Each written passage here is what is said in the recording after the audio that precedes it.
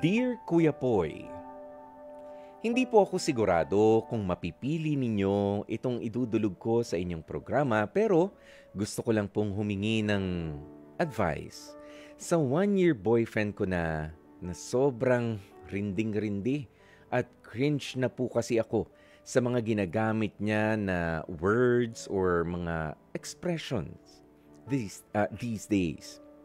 Yan po yung mga salitang usong-uso. Ako po si Katie, 22 years old mula dito sa Quezon City.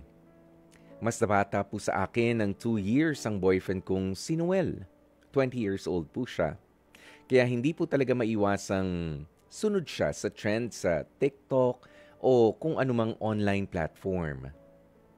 Typical na Gen Z na matatawag na scroll ng scroll sa TikTok. Maging ako rin naman po ay familiar sa mga nagte-trend online na mga expressions. Pero, alam ko naman po ang dapat i-adapt na salita o gawi. At yung mga okay lang na gawin sa tamang lugar.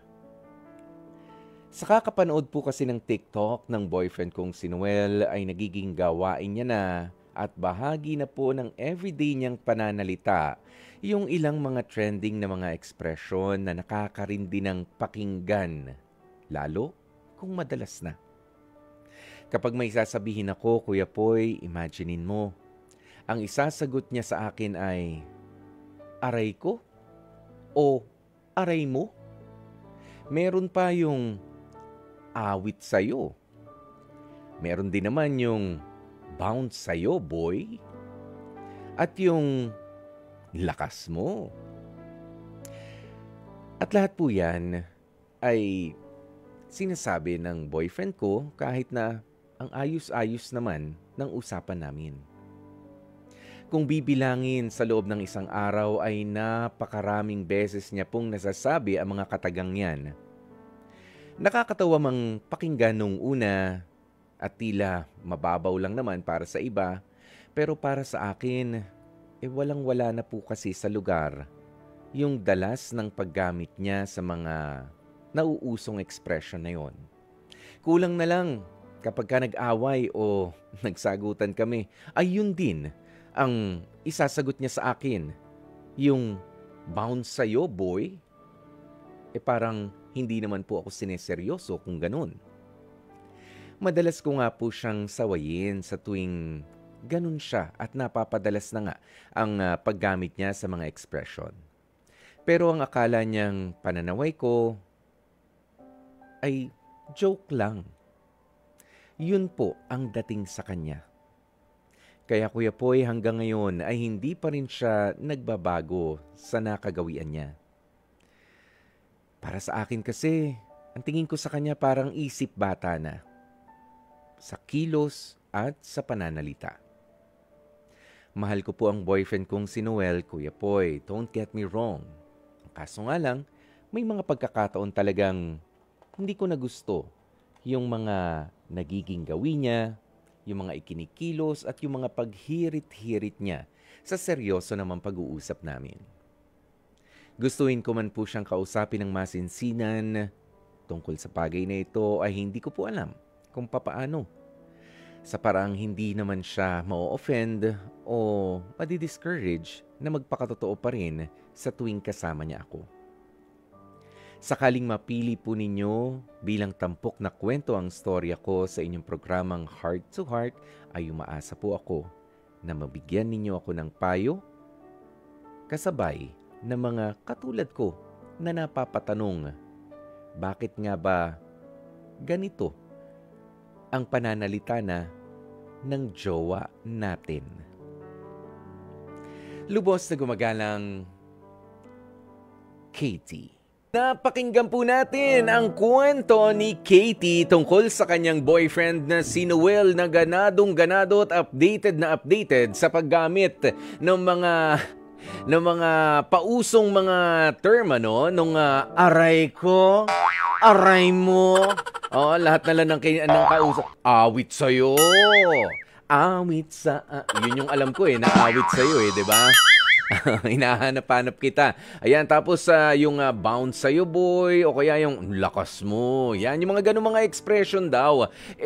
Alam mo, si Katie at si Noel dyan, sa mga magpa-partner na ganito, yan talaga yung mga, 22 si Katie, 20 si Noel. So, hindi na rin natin masasabi na hindi nakaka-relate itong si Katie. Nga lang, kapag yung halos kasing edad mo ay nagreklamo na doon sa Gen Z lingo na ginagamit mo. Kaya nga Gen Z lingo yan eh. Kapag linggo lang hanggat maaari eh. Ang problema naging isang linggo. Ay, nako. Lingo. Ay, nako. Ay, nako. Sorry na, Jeff Batlangao. Sorry na, Aaron Tolentino. Sumama na naman mga mukha nyo dyan sa hirit kong yun eh. Ayan na, pero alam ko may mga nakaka-relate dito sa mga nakikinig po sa atin. Ayan, lalong-lalo na. Okay, doon sa mga wala na nga sa lugar yung paggamit. Halimbawa, kasama, lumabas kayo or nandun ka sa bahay ng nililigawan mo o nandyan si nanay, andyan si tatay o kaya kausap mo yung kuya o yung mas nakakatandang kapatid ng nililigawan mo. Tapos sa mga hirit mo, ganyan, aray ko. Ayan, yung mga diba, parang nawawala naman yung formalidad. Manliligaw ka, alalahanin mo, Brad. Diba?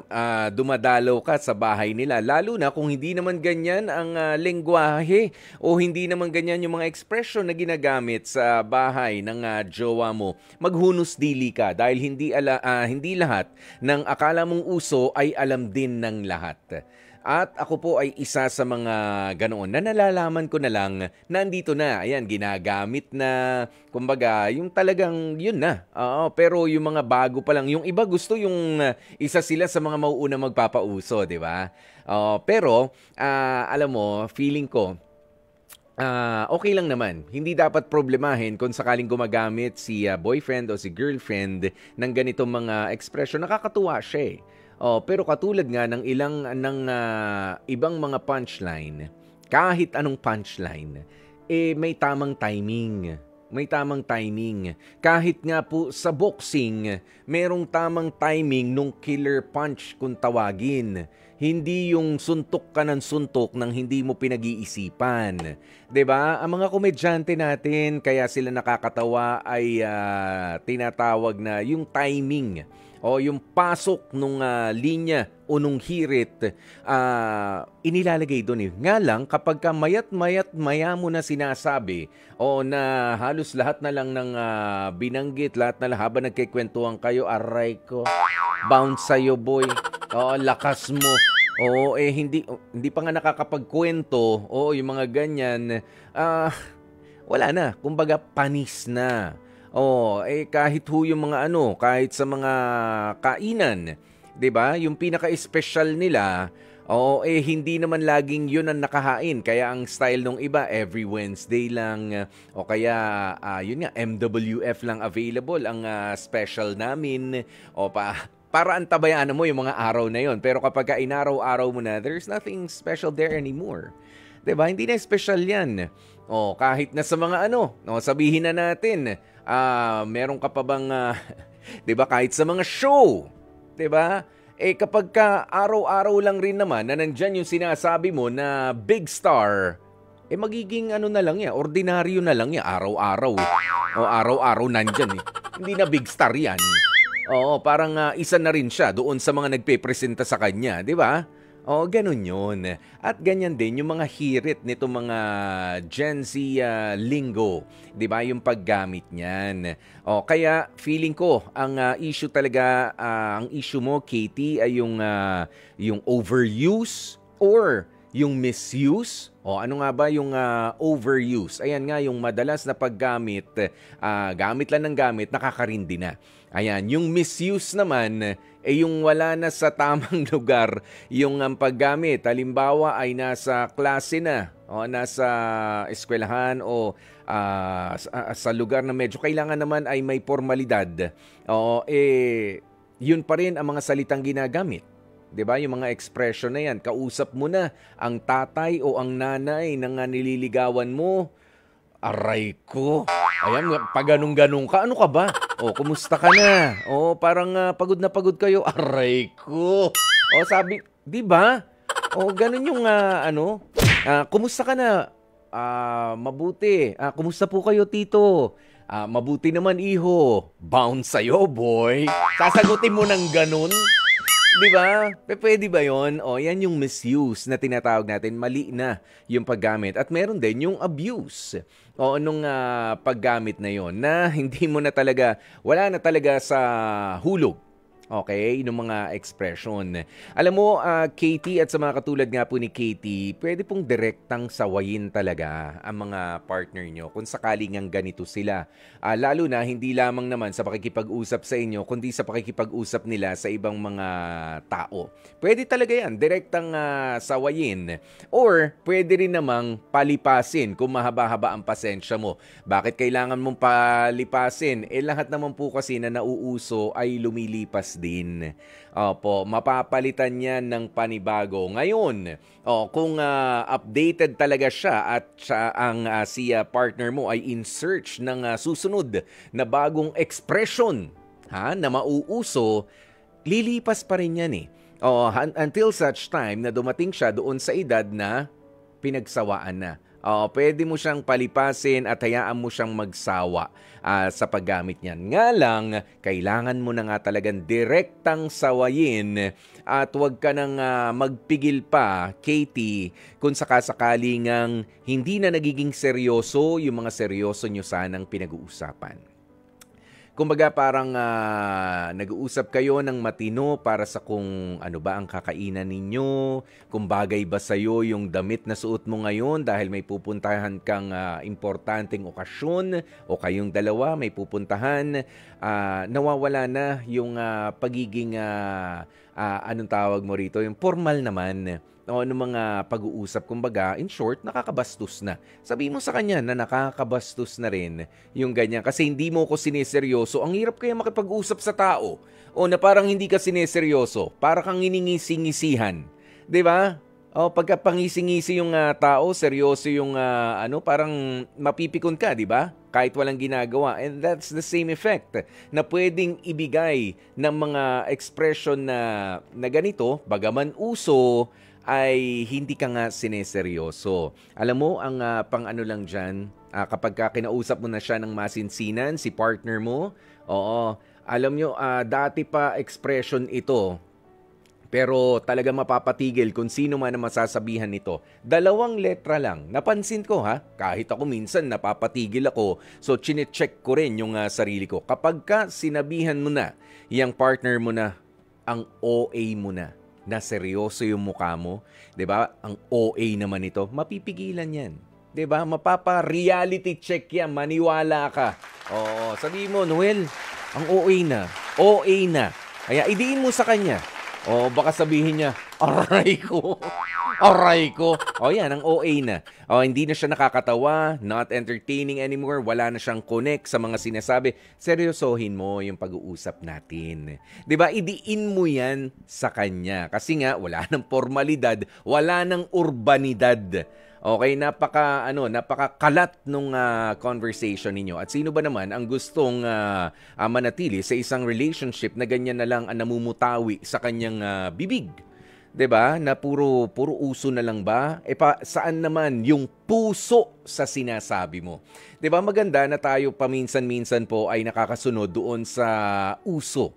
'Di ba? Doon sa nakaka-entertain kapag nakakasakay ka doon sa uso. Pero wag po nating kalilimutan na kailangan sa pakikipag-usap sa partner natin at kahit sa ibang tao, wag mawawala yung puso. Yung puso. Kumbaga, intindihin mo yung sinasabi sa'yo. Hindi yung iniintindi mo kung kailan mo ihihirit yung aray mo. Yung bounce sa'yo, boy. Kaya yung anlakas mo. Yan yung mga ganyan mga expression. Yun ang iniintindi mo. Nawawala na yung sense ng conversation. Nagigets niyo yan sa mga kapatid po natin. Di ba? Respeto ang tawag doon. Puso ang tawag doon. Pwede ka naman kasing humirit ng mga uso ng pinakinggan mo muna ang sinasabi ng iyong kaharap ng may puso. O eto, tignan lang natin yung ilan sa mga reaksyon ng mga kapatid natin. Sabi ni Charisse, ay nako, agree ako dyan. Yung ang OA na, strong words yan, na tama na magiging effective talaga yan. Sabi ni McCoy, sa boyfriend mo, Cathy, sana all. Baliw. Enjoy na lang kayo. With moderation. Mula sa'yo. In moderation. Ano ba yan? Si Gail Enriquez, nako, nakakaasar na ganyan yung kausap mo sa mga seryosong usapin. Imposible naman na hindi napansin, na hindi mo napansin yung ganyang mga pananalita nung nanliligaw pa lang siya sa'yo, Katie. May pagka-immature si Noel. Anyway, kausapin mo ng seryoso sa usaping yan. Huwag niyang isingit yung mga words na yon na hindi naman na talaga dapat. Oo. Ayan, si Teresita Perfinian, sabi niya, hindi mo na siguro mababago sa boyfriend mo yung ganyang pananalita dahil inabot niya na yung generation na yan. Basta ba hindi hindi binabastos talaga. Ngayon, kung sa salita lang ng Gen Z, hayaan mo na lang siguro. Kung ako sa'yo, sabayan mo na lang siya. Naku po, nadamay pa nga. Ayan, pero dapat may limitasyon din. Ayun naman pala. Dapat responsable naman siya sa mga ikinikilos niya kapag nasa labas kayo. Ayan. Alam nyo kasi para sa mga kabataan ngayon, hindi lahat ng mga nakikita ninyo sa TikTok ay pwede nyong gawin in public. 'Di ba? Lalong-lalo na sa TikTok, 'di ba? Pwede kayong yung iba diyan pasayaw-sayaw ng pa-sexy diyan.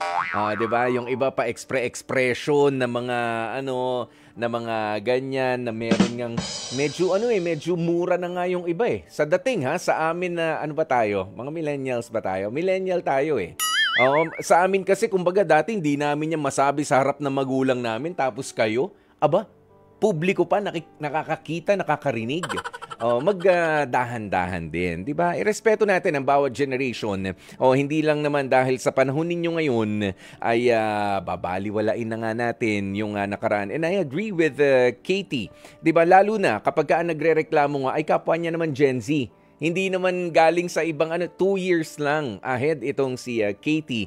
Kaya Noel, well, sabihin na nga natin na medyo childish. It's a childish act na ganyan. Well, rin kasi nakakatuwa kapag ikaw ay updated ka doon sa mga expression na uso ngayon, sa mga damit na uso ngayon, gano'n naman yan sa mga tambayan na uso ngayon, sa mga suotin na uso ngayon, sa hairstyle, 'di ba? Ganyan yan. Pero sabi ko nga kanina, kahit ano na uso, lumilipas naman. Nga lang, kung in a relationship ka dito sa tao na hindi mo naman mahihintay na malaos yung mga yung mga kinalolokohan niya, especially lumalabas ito sa mga conversation ninyo, sa pag-uusap ninyo at ikinikilos niya pa, sawayin mo. Ngayon, kung ayaw niya magpasaway, pwede naman na, alam mo na, pwede magpaalamanan dahil you have to be on the same page kapag kayo ay pumasok sa isang relationship. But then again, bottom line is,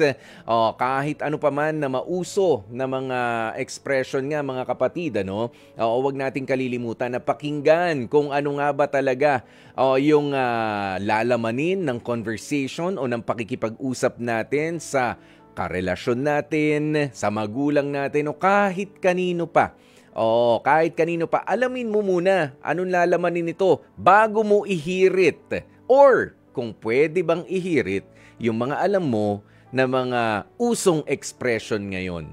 'Di ba? As a form of entertainment, as a form of more effective communication, pwede naman kasi yon. Ngayon, kung hindi pala uubra, kung hindi pala pwedeng ipasok sa usapan na yun at kailangan magpaka-formal, magpakaayos muna, palipasin na lang. Sa susunod na pag-uusap na lang. 'Di ba? Hindi pa naman last day ngayon na mga salitang pwede mong gamitin na, aray ko! Aray mo! Lakas mo, boy! Ayan, yung mga ganyan. Pwede pa naman bukas. Mag-uusap pa naman tayo mamaya. Di ba? Bounce sa'yo, boy. At 20 minutes makalipas ang alas 12 ng tanghali, 12:20. Maraming salamat po sa inyong mga naging komento, ano? Ayan, at syempre, sagutin nyo na rin ang ating tanong para sa love question of the day natin. Eto kapatid, papaano nga ba maiwasang hindi ma-miss si ex-jowa? Kapag kaganyan naman kausap, di ko mamimiss. Oo, tsaka yung dati, alam nyo, bago pa naman itong mga Gen Z, meron din sa atin yung mga nauso na expression, yung mga pasaway. Yung parang lahat na lang ng, kada natapos, meron akong kausap na ganyan, kaibigan ko. Sabi ko, parang lahat na lang pasaway. Tapos, ayan pa, tama. Huli ka, balbon. Ayan yung mga ganyan, na mga uso. Mga uso. Pero mas nun yung ba yun? Pasaway? Pasaway! Nakita lang na traffic. Ano sasabihin? Ay, ang traffic. Ano sasabihin? Pasaway! Ay, walang pagkain. Pasaway!